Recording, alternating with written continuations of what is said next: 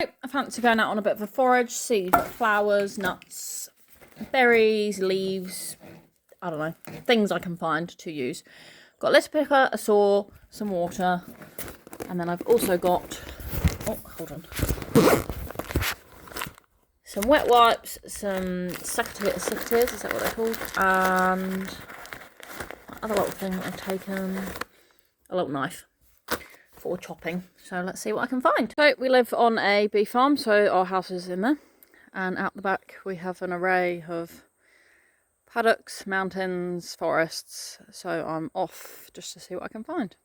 Just outside the door, the paddock closest to our house, dandelions, and I've been wanting to make either a balm or dry them for tea for ages now. So that's the first thing that I'm going to collect, and I've taken a little mayonnaise pot with me. So I'm going to fill that up with dandelions. So it's going well so far with my dandelion collection. Something we do have to be aware of when we're foraging, plants can look very similar to each other, and the leaves give it away, but like on first appearance these two look quite the same, but they're not. So when you go to the bottom of this plant, where are we? Here. There's no big leaves, which you do get with dandelions. So I'll show you a dandelion. So that is not a dandelion. If we go over to a dandelion plant, this is a dandelion. We've got these leaves at the bottom. So the leaves, the stems and the roots can also be used for making things. The only one I want to make right now is just to dry the flower heads for tea. So I will leave the rest of the plant because the bugs like the plants. But yeah, these leaves show you that it's a dandelion. So those thinner, stalkier ones are not dandelions because they don't have the leaves. But yeah, you do have to be very careful when you're foraging. So another one that's around maybe slightly late in the year. There's definitely less of it now. But this one, red clover, is quite kind of like a dark pink colour. That can also be dried and used for teas. So I'll pick some red clover as well while I'm here. Come over the hill and there are loads of dandelions, so I will be away with my picking. So another one that I've just researched, because I see this everywhere, and I have lots of foraging books and I'm pretty sure that I've seen this can be used. So I've looked it up on Google Lens. It's called ribwort. It does have a fancy Latin name, but ribwort. And this can be used in the kitchen. Really good to put on cuts, grazes, insect bites for itching. But can also be dried and used in soups and teas, and is really packed full of vitamins and can be used for anything chesty related. So if you've got a cough or cold, and also digestive health. So I'm going to harvest some of these leaves as well. I found a whole heap of red clover, which is great. I've topped my pot up with red clover. But something that I've learned from my books is to look at the age of the plant that you're harvesting. Or does it look young and fresh? Because the younger ones often carry more nutrients and the medicinal properties that they carry. So this one I probably wouldn't harvest because I think this plant is a little bit older. So I'll leave that there for the bees. And I would probably harvest these kind of ones. A little bit younger and they haven't got any leaves dying off yet. Something else I look at when I'm harvesting leaves, I don't know what this is specifically to this plant because today's the first day I've researched if I could use this or not. But when plants have little dots or discoloration on them, that could just be an insect has been along and eaten chunks of it, or it could sometimes with plants, insects can lay eggs in leaves and part of the plant. So I wouldn't really want to have that in my tea if it's full of eggs. So unfortunately I have just picked that and then realised, so I will leave that there. That will hopefully just break down in nature. But we've got some, well, maybe not clean looking leaves actually. So I'll probably pick a different bunch. So maybe not from here. So as a bit of a waffle while I walk, my next thing I'm looking for, now I found my flowers that I wanted to come and pick. I want to try and find some old wood, essentially. So I'm going to head into the forest just behind me, but I do have to walk all the way around because we do live on a bee farm and I don't want to walk through the paddock with them because they are quite large and will run you down. So when certain types of weeds, they'll grow their own vines and they grow up other plants so that they can reach sunlight above the tree canopy, I'm guessing. So I'd really like to find some some older vines that have wrapped around stuff and take those, because I'd like to make a flower wreath out of old bits of wood, but I just need wood that's a bit more bendy and I can bend into a circle and then weave flowers around. I have been drying flowers at home for a long time now, so I've got enough hopefully to make up a flower wreath. So once a week I was going out and picking a bunch of flowers, and you tie them together and you hang them upside down for, just depends on the plant really, but you know, because they go dry and crispy. So I've dried a bunch of flowers, hydrangeas and all different things from the garden. So yeah, now I want to make a flower wreath, so that's my next project, and I guess pick up anything else along the way that I find. Something I've learnt, so we've got a little secondhand bookshop in town run by a little old lady, and it's just the cutest shop. I love going in there, and I've managed to pick up loads of like foraging and outdoorsy kind of books. And something I've learnt is anything you're told is a weed and we should get rid of that. You can probably eat it and might have lots of medicinal benefits for you. So I've been trying to educate myself on what I can find outside the house, just to have some natural alternatives for when I have a headache rather than taking Panadol. For example, now I put lavender oil on my temples and that usually gets rid of it. And with a bit of Tai Chi massage that Alfie's learnt on your hands, bits and pieces. So yeah, just trying to learn natural alternatives. So I thought I would start making some videos to just, I don't know, put it out there, and other people might be able to make use of the bits and pieces that I've learnt. So something I've learnt, and this probably applies to any country with land and farmed animals. There was a cute little path up here, and I thought, oh, that would take me down into this bit of bush here. But I thought, there's a hill there that I can't see the other side of, so let's just quickly go and check what's the other side before I go into the paddock, because cows are very curious and they will sneak up on you. Even though they're big, you'd be surprised how quiet they can be when they're intrigued of something. Come the other side of the hill, paddock full of cows. And these are quite young cows and they're still pretty big. So always check your paddocks before you go traipsing through them. So this one is yarrow. I'm not going to harvest it today because the leaves that I've just harvested do a similar thing. Good for digestion and cuts and bruises. But it's a handy one to know. If you were to cut yourself quite badly while you're out, you can put it in a cut and it will help stem the bleeding. Yarrow has these feathery looking leaves, and that's how you know it's yarrow.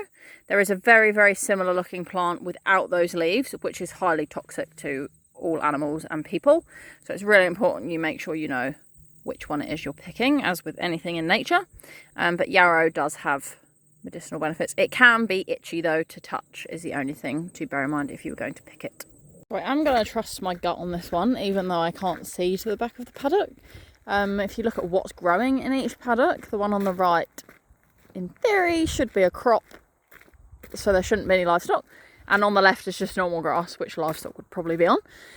Farmers will grow crops in field and then maybe winter their stock on that crop, but this looks like quite a young crop, so I wouldn't imagine there would be any cattle in there at this time. So I'm going to go for it, and I'll send an update if I get chased out the field. The thing to be mindful of is if you are walking through a paddock that has a crop growing, you don't really want to traipse through the middle because you will kill crop that somebody has planted and paid money for. So I will stick to this edge over here, so I'm not walking all over the crops. Doesn't matter in New Zealand because we have nothing dangerous that can come and get me, but obviously if you're in a country that does have dangerous things or snakes and that kind of thing, bear in mind what's on your feet. I have done it anyway, but keeping your trousers tucked in, because as far as I'm aware, ticks are everywhere, so they are, and they carry Lyme's disease. But yeah, just bearing in mind your feet and what you might come in contact with that you don't know is there. Oh, little dude, oh, you can't see him. Little spider. This I will pick up. Really, really good as a fire starter. We've got some plantage growing through it, but yeah, really good for a fire starter, so I will take that little pine cone. Picked up enough pine cones just for a fire this evening if we have a fire. This stuff Spreads really easy once it gets its flowers, and it's part of the nightshade family, and it is a very invasive weed. If you get it in your garden, it will go everywhere. So always try and get rid of those before they get that big, if you get them in your garden. Another thing to bear in mind when you're walking across somebody's land, most land is owned by somebody. You know, in some places you've got signposted footpaths and that's all good, but if you are, like I am, walking across somebody's land, you should really check with the landowner that it's okay for you to do so. I do live on this farm, so that's all good, I hope so. But yeah, just checking with your landowner that it's all okay, because farmers might not appreciate you traipsing all across their paddocks. And I have now, this is uncharted territory, but I have entered a little wooded area, so I might be able to find my wood here. So yeah, I'm going to go into the woods. I'm sure most people know, but when you're entering areas and there's wires or fences across, especially on any kind of land with farm animal, it's probably electrified. And I did try the fences out the other week. I wonder how strong they are. Quite strong. So yeah, bear that in mind. Just don't go and touch it. Or, you know, if you're going to climb over the fence, make sure it's not going to touch them between your legs, because it's a bit sore. I've found the wood that I'm looking for, just sitting here under the fence. And you know that it's the type of vine that climbs up, because one, if you follow it, you can see it's wrapped all around the bush above. This whole tree is covered in it. It's okay, I feel, morally, to chop it down, because it is killing off this lovely tree. And it's really, really good bendy wood. Perfect for a flower wreath, I think. So I'm going to chop out some long chunks of that and hopefully make a flower wreath. Yeah. So I have managed to forage my sticks for my flower wreath that I wanted, and there's this cool little green viney thing attached. So I'm going to keep him because I feel that might be useful to tie the wood together. Next to me, I've got some little mushies. So I thought I'd sit and make a video. I thought I'd introduce myself. So I'm not just this random person making foraging videos. I'm Gemma. I live over in New Zealand with my husband. We've been here, we're in our second year on our working holiday visa, and we're currently in the Hawke's Bay region. Really nice. It's just a stunning place to live. We're from the UK. All of our whānau, so our family, are over there.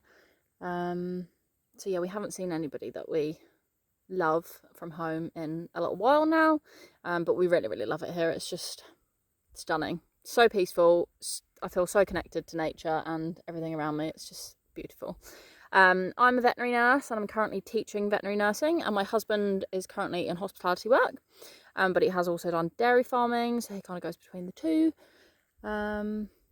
Yeah, we don't really know what our plan is past New Zealand. We still want to travel and see the world. When we left home, we said we would leave home for 2 years. We are past that point now. Yep, so we're just vibing with life and just seeing where it takes us, really. Yeah, that's us. So I have got everything that I wanted to forage for on this walk. I really just wanted to get some dandelions and some wood, which I've done. So I'm going to take a slow stroll back. I imagine when I put this video together, the editing quality will not be great, but I'm not a video editor, and I'm not making the video for editing quality. I'm making it for educational purposes. I hope you enjoyed, and I'm sure I will make another video again soon. To include this little guy flapping around there. This bird is called a fantail. They're super social, and they will come right up to you if they can. They sound so pretty. And there's lots of different spiritual beliefs behind them. So ancestors coming to say hi. Where's he gone? Oh, there he is. Yeah, really curious, friendly little birds, and they're one of my favourite. I got a little tattoo of a little fantail on my leg. Yeah, when we moved into our house, in the bushes, we had a blue hydrangea bush. And growing up, my granddad always grew hydrangeas. My granddad isn't with us any longer, but he always grew hydrangeas, and when we moved in and the bush bloomed and I had lots of blue hydrangeas, they are some of the ones that I've dried.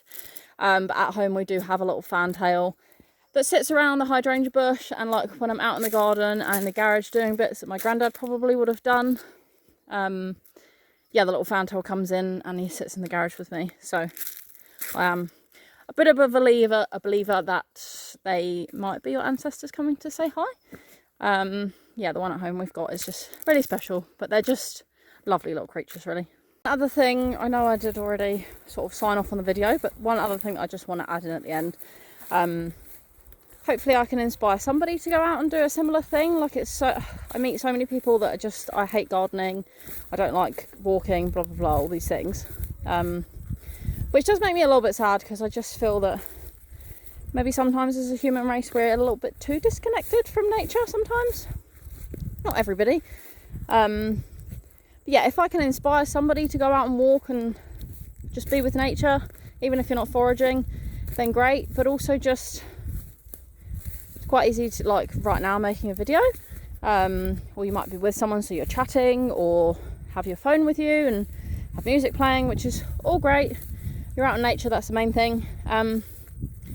But just try, when you go for a walk, really good meditative activity. I know lots of people say they can't meditate. Meditating doesn't have to be sitting and breathing. It could just be being present where you are. So I'd say if you are going to go out and be in nature and walk, shut off all devices, sit for a while, and just listen to the nature that's around you. Birds are pretty beautiful things, sound really nice to listen to. And just be with the earth and, yeah, the nature that's around you, and just take it all in for a couple of minutes. Yeah, it can be quite a nice exercise to do when you're out and around. We all live busy lives and we all have lots going on, and there's lots of stresses in the world right now. Yeah, so those 2 minutes are just really nice.